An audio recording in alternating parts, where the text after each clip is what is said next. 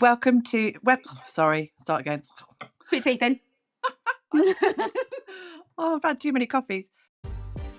You're listening to Widowed AF with Rosie Gilmoss. and Lucinda Boast.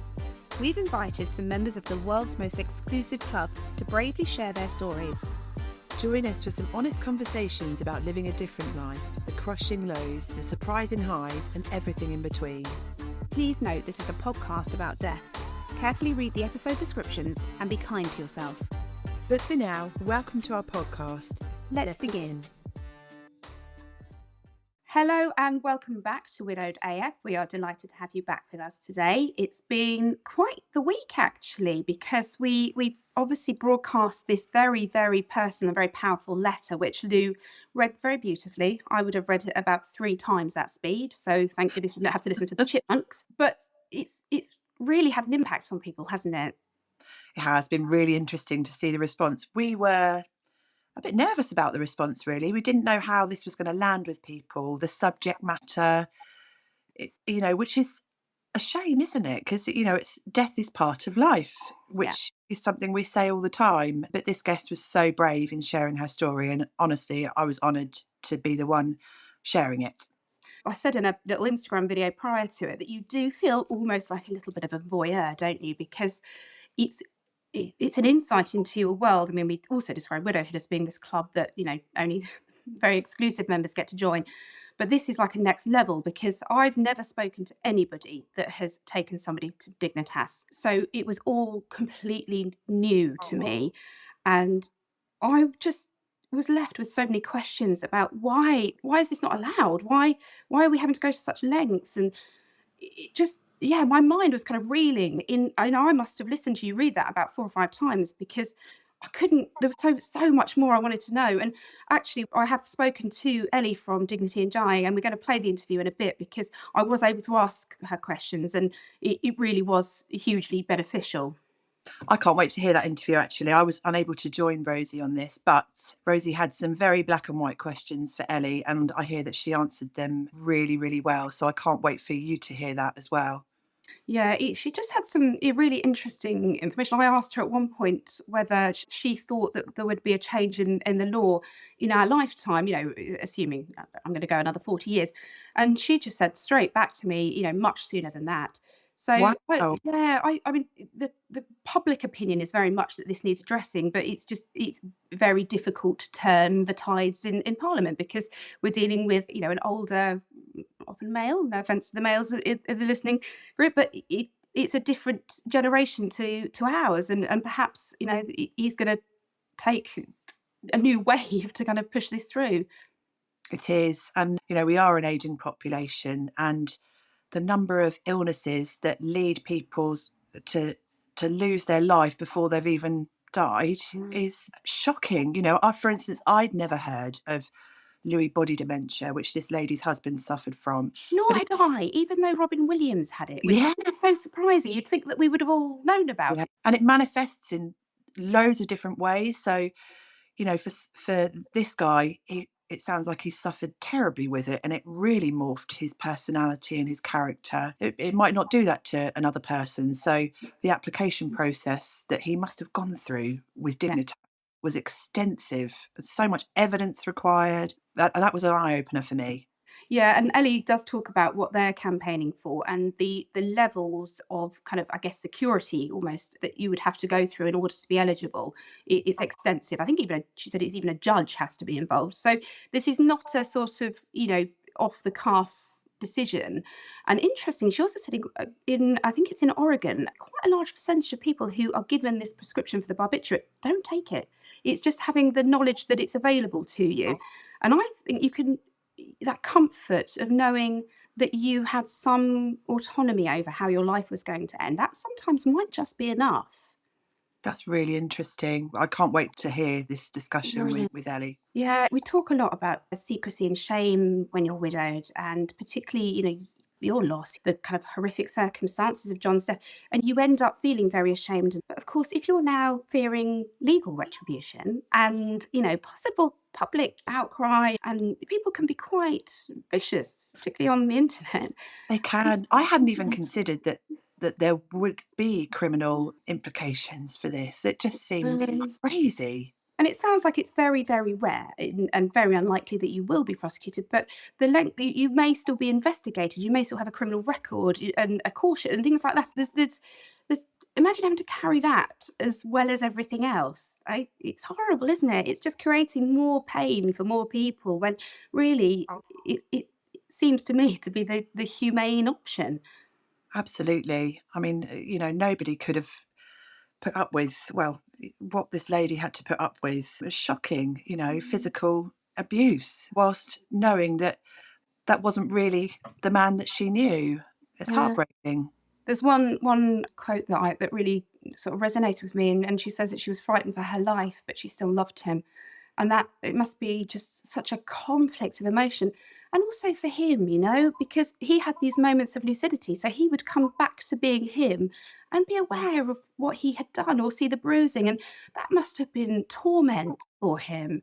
He had such a quick trajectory from being, a senior police officer, a judo instructor, a big guy, a big personality, to succumbing to this horrific illness. He must have been so frightened himself. And you must feel like you like a Jekyll and Hyde. You must feel you have no control over this monster that you become. And that must be so scary. And you can see why somebody would just not want to inflict that on people that they love and not want to suffer it themselves. Yeah, Indeed. you can really hear the desperation in her letter, can't you? And you can almost hear it from him. It's yeah, and I'll tell you what's the other clip that got me was at the very end where she said that he says he's as ready as he'll ever be. And I just thought, oh my goodness, like the courage to take that final step. It makes you think how awful it must have been to enable him to be able to do it. Does that make sense? Because he must Yeah, have it been so does. frightened, but the reality of living with that condition must have been even more frightening. Yeah. There's so much mystery around these clinics, around Dignitas Clinic. And, he's gone through months of paperwork. He kind of almost knows what to expect. He's been on the plane, he's been on a boat round Lake Zurich, he's ready. But he never would have known whether he was really ready until he sat on that sofa and they gave him that glass of barbiturates. And that moment must have been so frightening because one of the rules is that your partner can't hand it to you. They can't hold you while you're drinking it, and they can't even hold you afterwards. And that's horrific. That's one of the things that's surely got to change. Yeah. And one of the things Ellie mentions as well is that because of the complex regulation around this and the added complication of getting to Switzerland, a lot of people are kind of missing their opportunity. So they want to do this, but they're leaving it that little bit too late. Or the alternative is they're going a little bit too early because they're so frightened of the alternative that they're going, and it might only be a matter of weeks or even months too early, but what they're kind of campaigning for is it's actually about living as well as dying because it's enabling you to live your final days without this fear of what's going to happen to you and enable you to kind of embrace and really kind of get the most out of your final time on earth. And from everything we've heard from our guests and also from sort of other people I've spoken to and heard from, it sounds peaceful. It sounds like a good death. And I know that sounds a sort of oxymoron, but we are all going to go eventually. And don't we always want to go peacefully surrounded by people that we love? Absolutely. It's really interesting, the point about the timing. And I hadn't sort of figured that out because this guy seemed to get the timing right in many Mm. ways. It seemed to be the perfect timing. I mean, ideally his wife wouldn't have had to go through everything that she'd gone through, but at least when he did go, he was 100% ready. But the idea of people doing it too early is quite frightening. But then also leaving it too late. How do you get that timing right?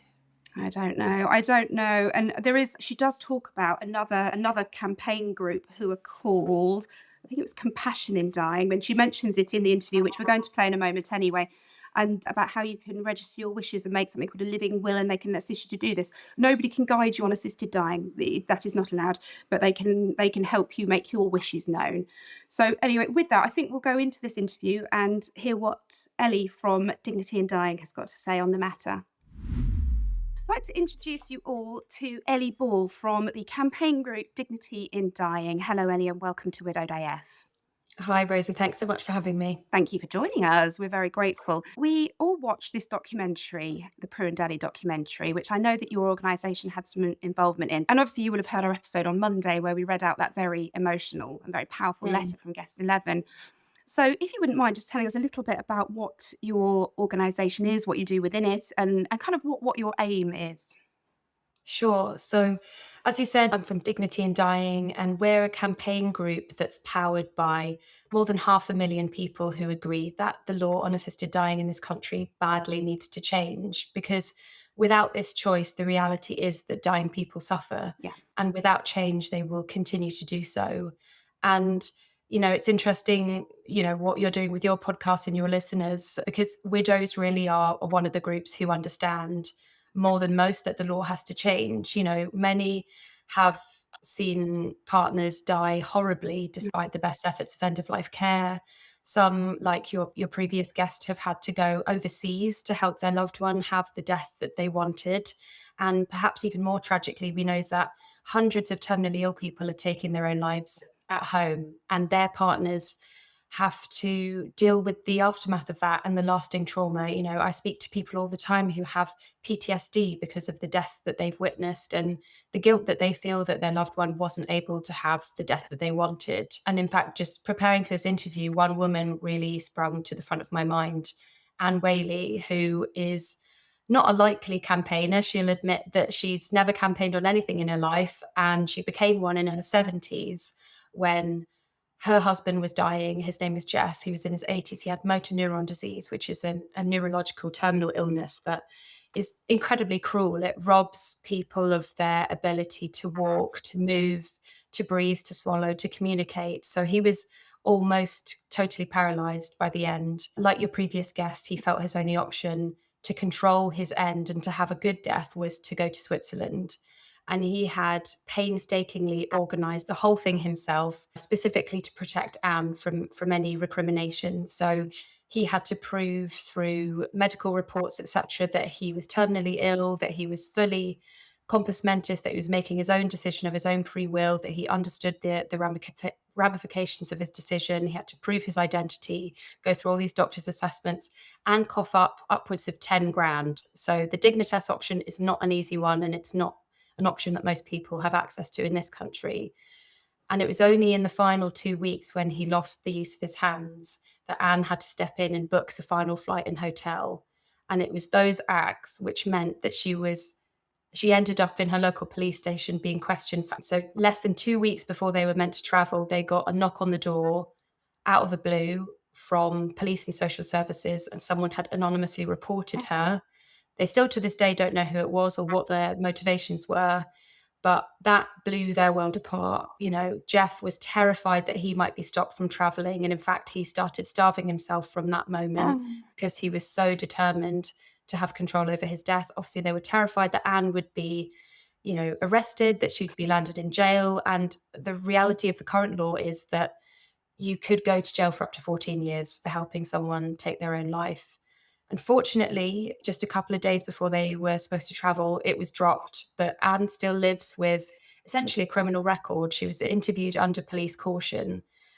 And this is the reality of the current law. Not only are we denying dying people choice over their death, but we're forcing them to essentially choose between suffering, Switzerland, or suicide.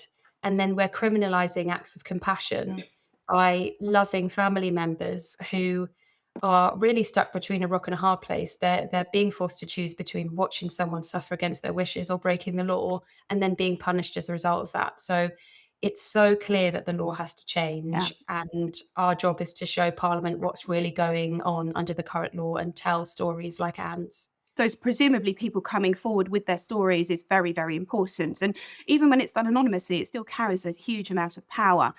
And you touched there about the legal ramifications. And this is obviously the primary reason why our guests chose anonymity.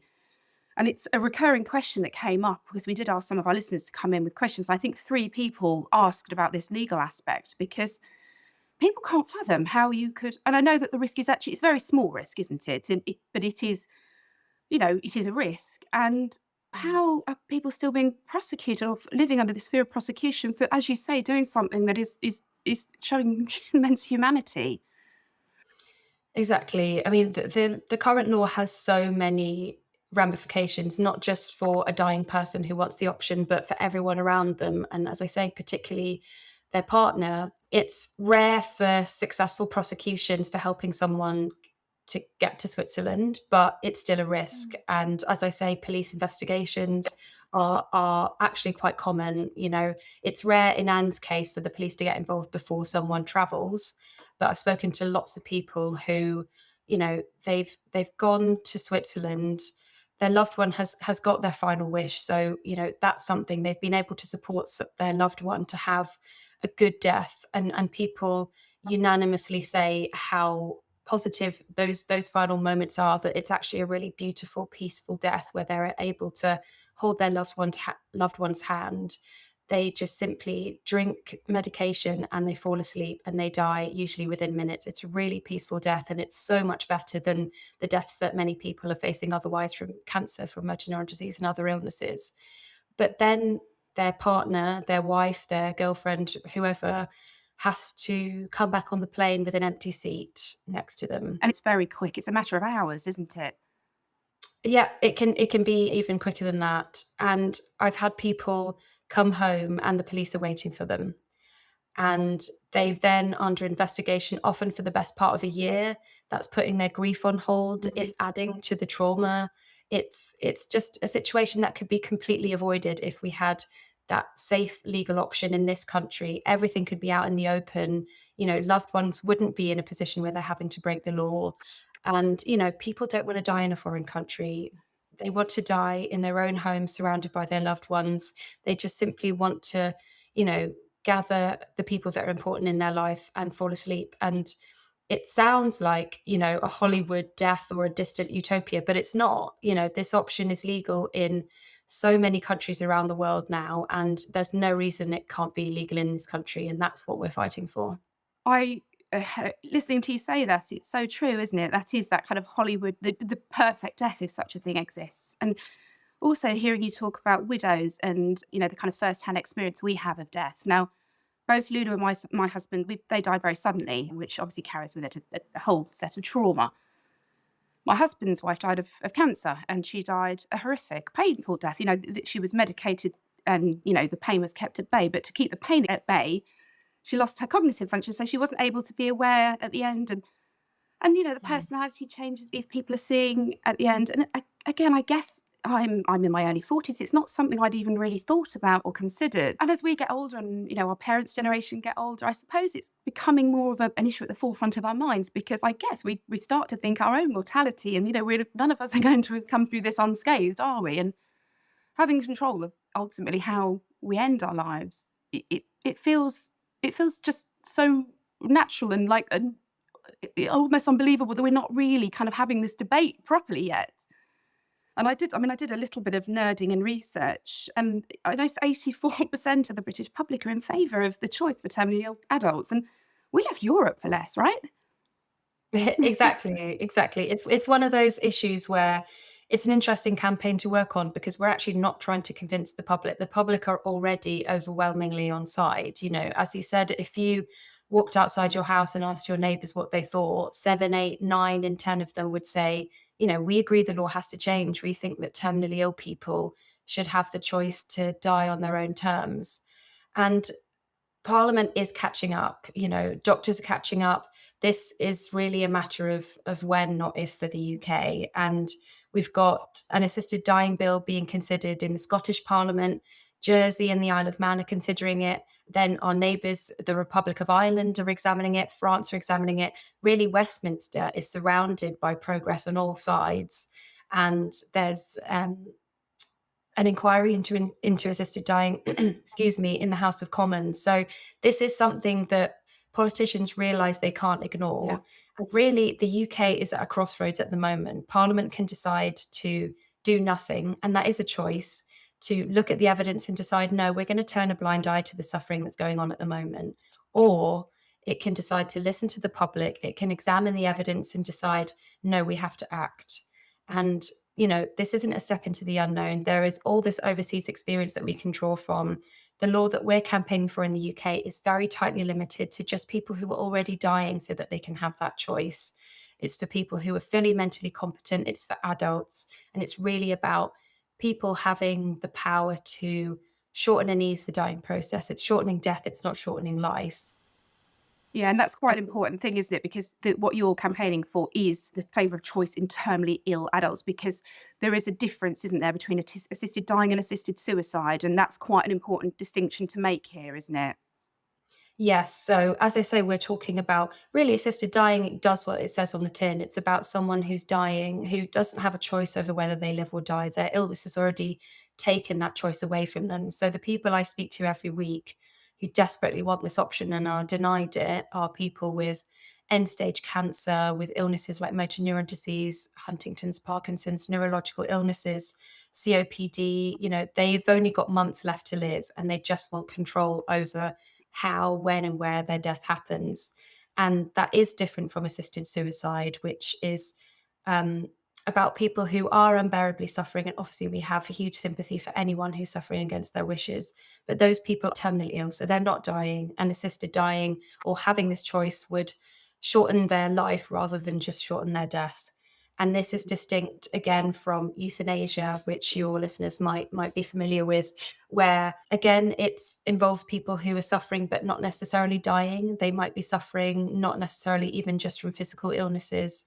And euthanasia is where a third party, usually a doctor, administers the medication to you. Whereas with assisted dying, it's completely controlled by the person. So if I had terminal cancer and I wanted control over my end, I would approach a doctor and ask for it. Two doctors would have to assess me to make sure that I was within my final months, that I was over 18, that I was fully mentally competent to make the decision, that I understood all the options in front of me, that I understood the ramifications. A judge also would have to look at my request and assess whether I was making a decision of my own free will. So there's a huge amount of checks and balances and safeguards that are just absent from the law at the moment. And if and only if I met all of those criteria, and if the doctors and judge were satisfied that I was making my own decision, I would then be granted a prescription for medication which I could take at a time and place of my own choosing. So most people, I imagine, would want to do that in their own bed. They could decide the point that their suffering had become too much to bear. They could gather their family and say goodbye.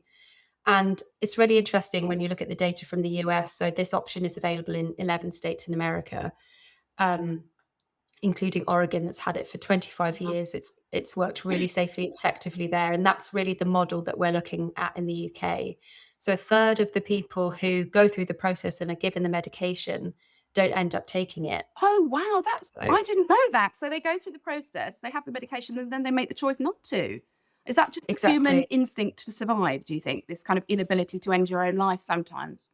Well, I think it's probably more about the fact that it's so much about peace of mind, and actually assisted dying is about living as much as dying. And so many people I speak to say, if I knew I had the option, if I was really suffering at the end, it would help me get on with living in the present, because I wouldn't wake up every day terrified over how much I might suffer or when the end might come. It's about really an insurance policy against unbearable suffering. And that benefits everyone, regardless of whether we might ultimately choose it. Mm. It's about, just knowing that the option is there if and when you need it. Obviously, we all hope we don't have to use it, but knowing it's there is a huge source of comfort and empowerment. This is about putting power back in patients' hands. Doctors and the medical profession as a whole has historically had a lot of power. There's been a lot Yeah. of paternalism in the medical profession, and that is changing, but it's not changing fast enough. People need to have control over decisions. We have control over so many medical decisions throughout our lives. We can plan births, but we can't really properly plan our deaths. And that's what an assisted dying law would really help with. And actually, you say that, even things like being able to choose an elective C-section is quite a relatively new right for women, isn't it, at birth? So when you think we're still fairly new in this kind of cradle to grave, having autonomy over how you bring life into the world and ultimately how you end it. I'm wondering if you know what the kind of the decision makers are getting older. I'm wondering if as this happens, whether we might see a change, because they're not stupid. They know what end of life entails, and none of us can outrun it. So I wonder if perhaps people getting older, we might see a shift in opinion. But it is so interesting, really, that there's so much kind of resistance. What do you think the resistance is? I know that there's talk about the Hippocratic Oath, do no harm, but surely letting people letting people die in pain is doing more harm. And I'm just kind of, is it a religious thing? What is the real block that we've got here? Why is it not further down the line?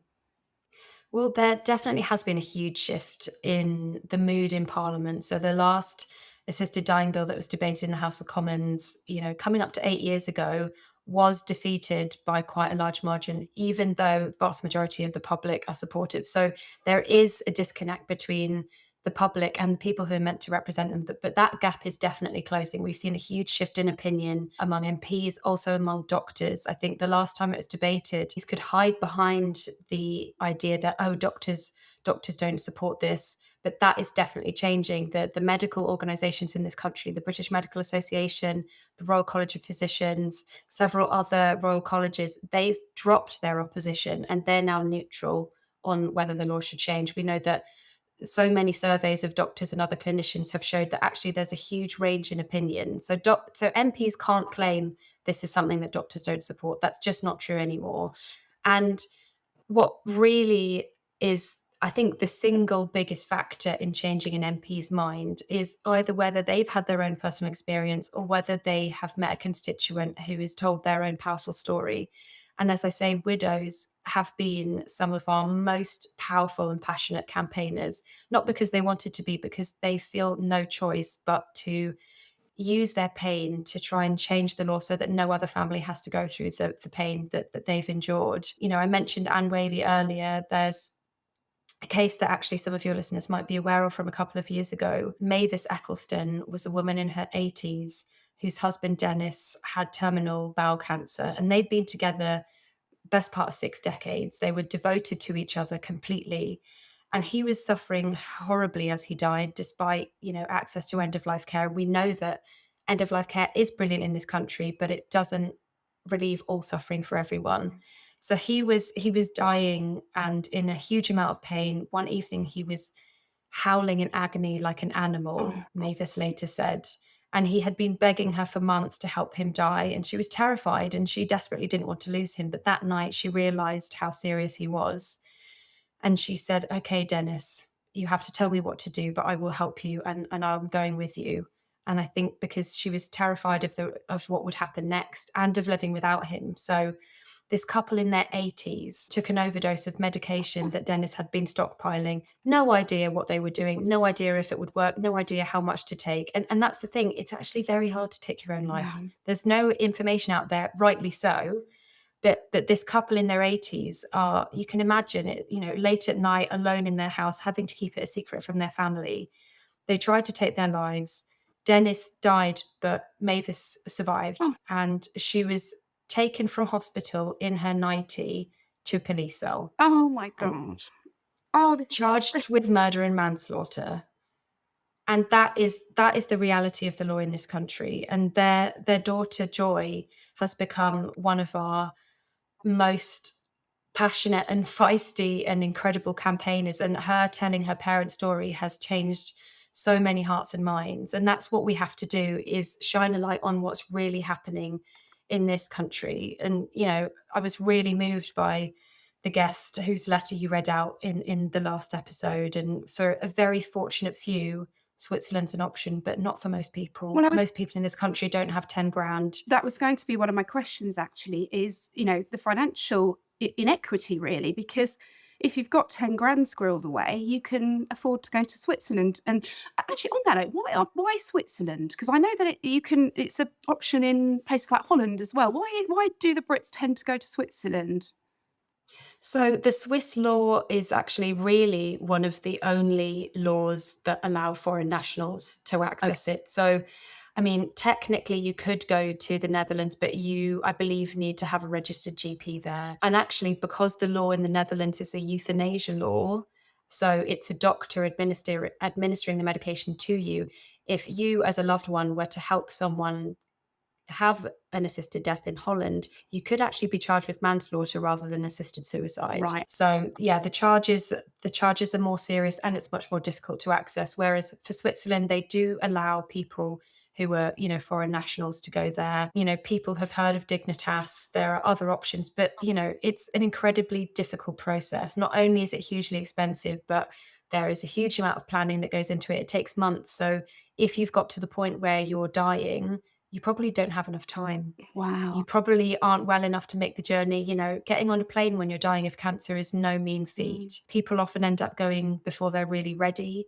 I've had a couple of cases, well, more than a couple, but a couple that stand out recently of women who have gone alone because they've been so terrified of putting their family at risk.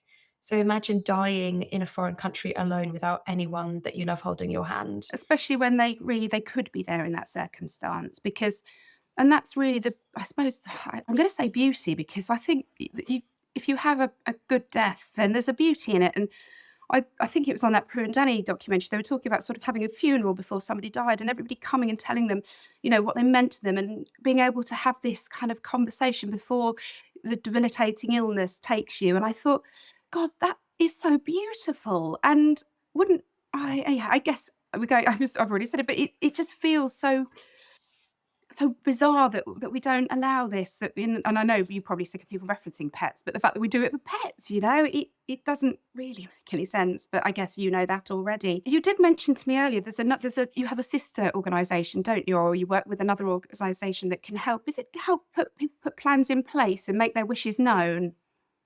Yes, so Dignity in Dying is the campaign to legalize assisted dying in the UK. So it's really about extending the options people have at the end of life. And we also have a sister charity called Compassion in Dying, and they're really about helping people under the current law to plan for the end of life, to have honest conversations about what they would want, what their loved ones would want, and put plans in place to make sure that you get the care and treatment that's right for you, because you're the best person to make those decisions.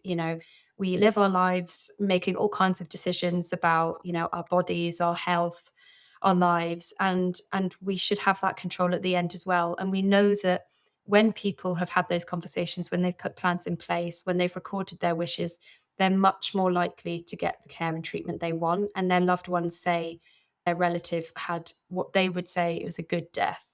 So what Compassion in Dying particularly specializes in, they have an incredible information line run by our nurse Sarah, who's just brilliant. So I'd encourage anyone who wants to put plans in place for themselves, or maybe is supporting a loved one who's dying, to call their information line, and that's 0800 999 2434. And they can help people, particularly if they've got a wish to prioritize quality of life over quantity. Mm. So a lot of people actually feel, if they have got to a stage where they are seriously ill, they would want to refuse treatment that's going to keep them alive in a state where they're suffering. Yeah. So we can help you make something called a living will, where you can set out, if in future I lose the ability to make or communicate my own decisions, this is a document that speaks for me, that says, okay, in this situation, I would want to refuse, say, for example, CPR or antibiotics. And you can be really specific about the scenarios that you want to consider. And we can help you through that whole process to think through exactly what's right for you. Because as I say, you're the right person to make those decisions. And I think there's a misconception that if you lose capacity through an illness like dementia, or if you have, a brain injury, or even just, it's quite common at the end of life through many illnesses to lose mental capacity. I think people assume that your loved one can step in and make those decisions, but unless you've got something legal in place, it's a doctor who will decide. So you can, yeah, it's people think, this concept of next of kin, actually, that doesn't mean anything in these situations. You need to either have written down your own wishes, or you need to appoint someone lasting power of attorney, and that gives someone the right to make those decisions for you. But without that, yeah, it's up to doctors, a doctor who might never have met you before, deciding whether you should have life prolonging treatment or not. So it's really important that we all think about what's important to us, talk to our loved ones, and put it in writing. Talking is really important, but putting something in writing is absolutely essential. and compassion in dying can help people with that. That's really helpful. Thank you. And my final sort of question really was, do you think we're going to see a change in, and I'm saying our lifetime, assuming that we're going to live another 40 years, we can hope, eh? Oh, I think we'll see one much sooner Yeah. than that. I think the mood music, as I say, in Parliament is definitely shifting towards public opinion. I think Parliament's realizing that doing nothing is not an option. And if you just look at the direction of travel around the world, as I say, there's 11 states in the US that have a law for terminally ill people. All states in Australia have now legalized. New Zealand's legalized. There are other laws in Canada, in countries across Europe.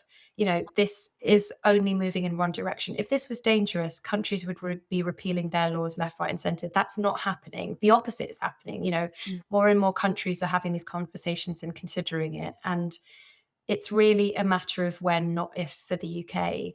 But what we really need, it's a numbers game in Westminster. We need a majority of MPs to vote for this. So if your listeners care about bringing a safe, compassionate, assisted dying law to the UK and ending some of this suffering that doesn't need to be happening, then I'd really urge them to get involved. Tell us your stories. I'm sure so many of your listeners have really powerful stories. We can help you share those stories in the media with parliamentarians. We can get this law changed and shine a light on what's really happening at the moment, because it just cannot be allowed to continue. We can definitely share any links or emails or anything like that as well if people do want to get in touch with you. Wow, thank you, Ellie. My final question, I promise this is my final question. You don't have to answer it if you don't want to, but would you go for presumably you would take this option if the need arose? Well, I think what it really comes down to is choice, and just having that choice. None of us really know what we would do and what we would want unless we find ourselves in that situation. But part of my role is speaking to people almost every day with really powerful stories, whether it's someone with a terminal illness who wants the option. And in fact, tomorrow, very sadly, I'm going to the funeral of one of our campaigners who I've been working with for the past 18 months, David, who had terminal cancer. And, the suffering that he has endured, he actually lost his own daughter, who was only 39, a couple of years ago, and she suffered so much. She had to have half her face removed from a tumor. Those stories, I know I'm probably hearing the very worst deaths that are possible, but hearing those stories and knowing the impact of people being denied this option, we have to keep fighting for this. And I would want the choice. I don't know what I would do if I was in that situation, but I know that I would want the option. Yeah. And I can completely see that it helps people live. It's about living just as much as dying, and that benefits everyone regardless of what we might choose at the end. And I think that's very clear. It is about choice, and it feels to me like the sort of the side that are quite pro the conversation and having debates, they are pro-choice, because you can choose not to, whereas the kind of the other side who are very anti it, they don't sort of want to hear the dialogue at all. It's very much no, and almost forcing everybody to abide by their choice. So yeah, I think ultimately we need to have choice over how our lives end, don't we? Yeah, exactly. And it's interesting that you bring up being pro-choice, because when you look at the opposition in this country, I mean, there's an all-party parliamentary group, a cross-party group of MPs and Lords who campaign against assisted dying, and you look at the membership, they're all pro-life, evangelical, fundamentalist Christians, Cool, yeah. essentially. And everyone's entitled to their own beliefs, but those beliefs shouldn't infringe on other people's rights. Yeah. You get to decide not to have an assisted death, but I don't get to decide to have one, and that's not right. Yeah. It's about respecting everyone's choices, and really an assisted dying law respects everyone's choice. It respects the people who don't want it, and importantly, it respects the people who do want it. And let's face it, the people are taking their own lives. It's not stopping people dying, it's just stopping them dying in a dignified manner, isn't it? Exactly. It's about recognizing that, like with abortion, banning it doesn't make it go away. It just drives it underground and overseas. It makes it unsafe. What we need to do is have a safe, transparent, upfront law with safeguards so that people get choice as well as protection and compassion, because none of that is present in the current law. No. And we talk a lot about in grief, feeling like the troll under the bridge and the freak, and you add to this extra layer of guilt and fear and perhaps not even being able to talk openly about the loss of somebody you love. And it's just another bag to carry. We were talking about carrying these bags when you're grieving, and it's just another bloody bag to carry. And if we could let people put that one down, it would make things so much easier.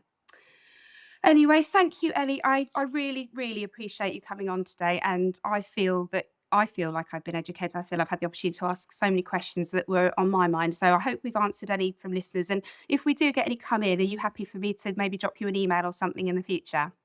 Of course, yeah, I'd be delighted to. And please do look us up, listeners, if you want to get involved. Just look up Dignity in Dying. And yeah, we want to hear your stories and we want to help tell them to change this law. So please get in touch. Thank you very much. Great. Thank you so much for having me.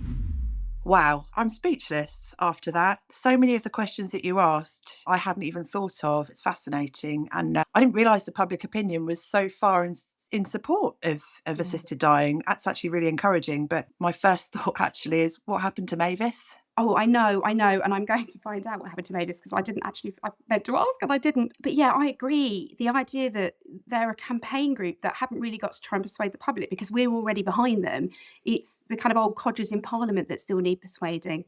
And I genuinely do wonder, as they get older and their health deteriorates, whether their opinion may start to change as well, because, when they're facing that, staring down that barrel, then, opinion may change. Yeah, surely it will. I mean, I know a couple of the trustees for Dignity in Dying are Conservative lords, in the House of... Oh, Yeah, it's interesting that they've already got people in Parliament who have that influence. yeah. Anyway, we're going to leave you to think that one over. That was, a really, really fascinating chat with Ellie. And I wish I'd had longer, actually, because I'm sure I could have asked so many more questions. But thank you, everybody, for listening. We have a new episode ready to drop on Monday. It's another, I always say these are amazing because they all are. Every story that we have is amazing. This is a wonderful man called Anthony DeBroccolo, and he is based in California. He's actually a writer on the Big Bang Theory. So he has a incredible story to tell, and I hope you'll join us and listen. Thanks so much, everyone, and thank you to our guests this week. Bye. Thank you for listening today. We'll be back with you soon for more from the front line of loss. But for now, as you were.